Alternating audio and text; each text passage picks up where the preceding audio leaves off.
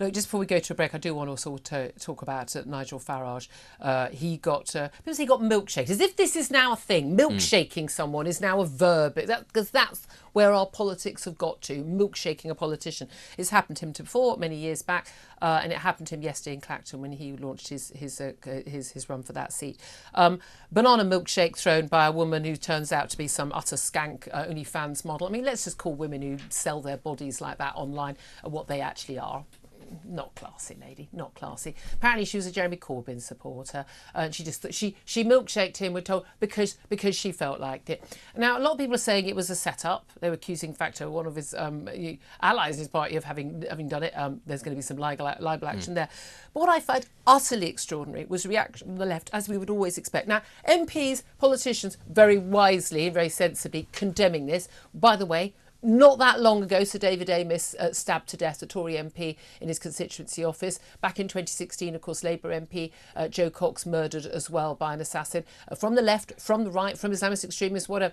It's irrelevant. MPs, politicians of all parties are now under threat on a regular basis. They're having to have security. They're wearing stab vests. They are fearful. Rishi Sunak, Keir Starmer, you don't see them walking out and about. They don't think it's safe for them. All credit to politicians who do go out and about. Nigel Farage does that. Now, he's described in the media as a divisive character.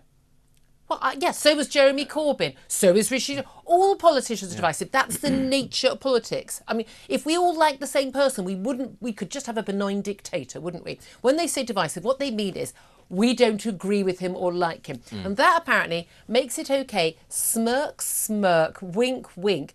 When someone you don't like and you don't agree with gets milkshaked, which is why we saw the likes of, Femi Oluwale, who still hasn't got a job, an older Remain campaigner, tweeting that, yes, I'm in Clacton, no, it wasn't me, but with a big smile. Because it's so funny.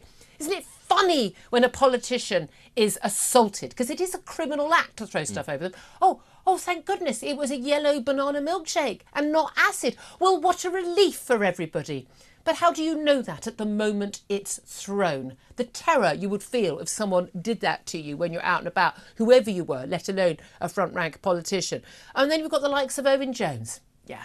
I mean, we don't have high expectations of Owen Jones' morals, do we? Especially post October the 7th. But Owen Jones tweeted the picture of the girl throwing with her little smug face, throwing the milkshake over Nigel Farage, and his tweet said simply, art. As if the picture was art. Now, given that these are the same people who, if someone, misgenders in their view, i.e. correctly, grammatically genders someone who is a trans woman, that is in some way an act of violence. A terrible, terrible, terrible act, a crime even. Something that renders you the most awful bigot and horrible person. But if someone actually physically assaults a politician that they don't like, it's really quite funny, isn't it? It's quite a laugh. And hey, he deserved it because we don't agree with him. What is this country coming to? These people are utterly despicable, contemptible. The woman who threw the milkshake, more so than everyone else, because the actual act of violence is worse than words. But if you're sniggering about a politician running for election in our democracy being physically assaulted, you need to have a hard look at yourself in the mirror because you are part of the problem. Benedict Spence. I mean, you're completely right to point all of this out. If it were, say, a female Labour politician, there'd be op-eds... Or a male Labour politician. I mean, there'd be op-eds... to be honest, actually, no, I do think that these things matter. Or if it was because there are added levels to this. Let's just say, OK, it was a male Labour politician. There'd be op-eds today in The Guardian saying that the far right is on the march and that this is equivalent to the Bataan death marches. Yeah. And if it was a woman, then there'd be how it's all undermined by, sexism. And if it was an ethnic minority, how there's the course of racism in there as well. They'd find so many different angles to make this about their agenda. But as you say, because it's Nigel Farage, it's just a bit of fun. And this comes, a week after a political demonstrator was stabbed in Germany by a fanatic. You don't know what these sorts of things are. Honestly, I hate that we've got to a stage where he is the only person, realistically, and he's right, he said this in an interview, but he's the only person who goes out and sort of faces the public in that sort of way, that it isn't vetted, that it isn't sort of very cautious.